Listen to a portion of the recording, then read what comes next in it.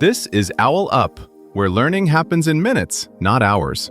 For a deeper journey, explore all our courses at owlup.co. Now, let's dive in.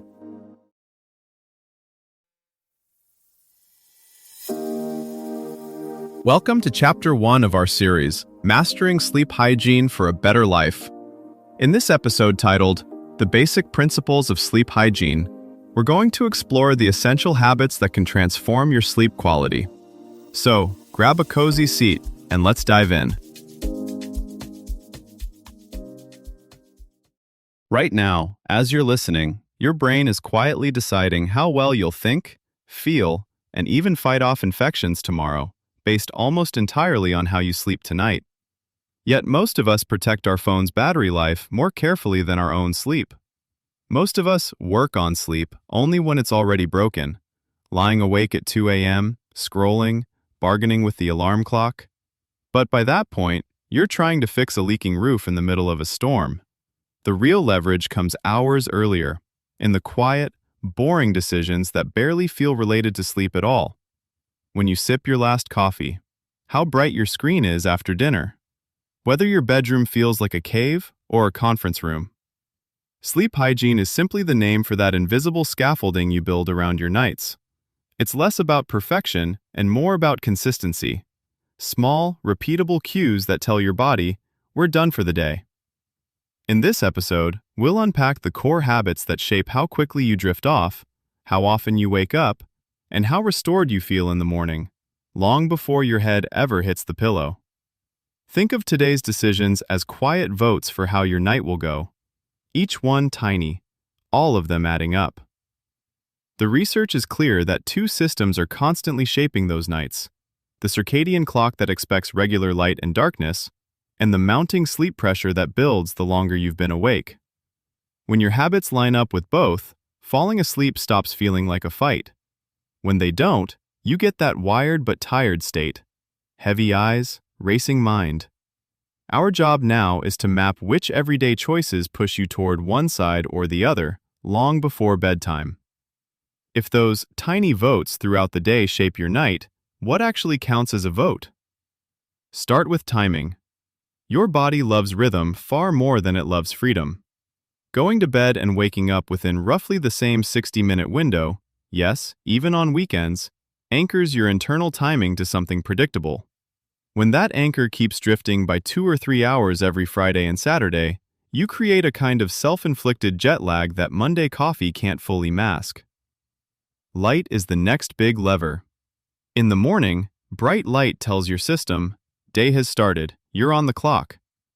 Getting outside for even 10 to 20 minutes within an hour of waking is far more powerful than overhead office lighting. At night, the same system is watching for darkness as a permission slip to wind down. Overhead LEDs, glaring TVs, and phones inches from your face send the opposite signal. Even brief tablet use at full brightness late in the evening can nudge your internal timing later than you intend. So think dim and distant for screens after dinner. Lower brightness, warmer tones, and a bit more distance from your eyes. Temperature quietly shapes the story too. Your core temperature needs to drop a little to fall asleep efficiently. That's one reason a room in the mid-60s degrees Fahrenheit often beats a cozy warm bedroom. A hot shower 60 to 90 minutes before bed can sound contradictory here, but it actually helps you cool down afterward, because your body dumps heat as your skin warms and then releases it. What you consume is another set of votes. Caffeine early in the day is usually manageable. The later it creeps, the more it collides with your night. Alcohol, especially in the last few hours before bed, tends to fragment what would otherwise be solid sleep. Heavy, late dinners can keep your system busy when it should be idling, while a light, balanced evening meal, plus a small snack if you're genuinely hungry, supports a smoother transition. Finally, movement. Regular daytime exercise makes it easier for your body to consolidate sleep at night, but the payoff isn't usually instant. Think in weeks and months, not nights. Consistency here trains your system to expect real rest as part of the recovery plan, not as an optional bonus when everything else is done. Consider how an elite athlete treats game day. They don't wait until kickoff to prepare. Their whole week is structured around performing well in that narrow window. You can treat your nights the same way, designing simple plays you run at predictable points. For example, 2 hours before bed, you might switch from high-stakes tasks to low-stakes ones. Folding laundry, prepping tomorrow's lunch, reviewing a gentle to-do list instead of starting a complex project. 1 hour before, you could shift into a repeatable wind-down stack. Stretch for 5 minutes. Read a few pages of a paper book. Dim a specific lamp. Even your environment can join the routine. One blanket that only comes out at night. One playlist you never use during the day. Over time, these cues become shortcuts for your body. The more consistently you pair them with going to bed, the less negotiating you have to do when it's actually time to sleep. Your nightly choices may soon plug into a bigger ecosystem. As wearables learn your patterns, they could nudge you before you drift off track, like a navigation app quietly rerouting you around traffic. Offices might shift lighting, meeting times, and break schedules based on aggregated sleep data, while schools test later start times tied to student chronotypes. The open question: how do we harness this personalization without turning rest into yet another metric to optimize and obsess over?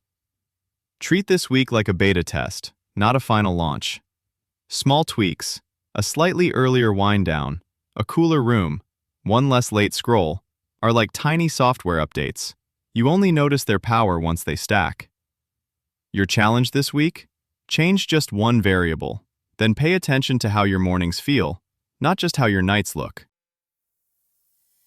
This was OwlUp, your daily step forward.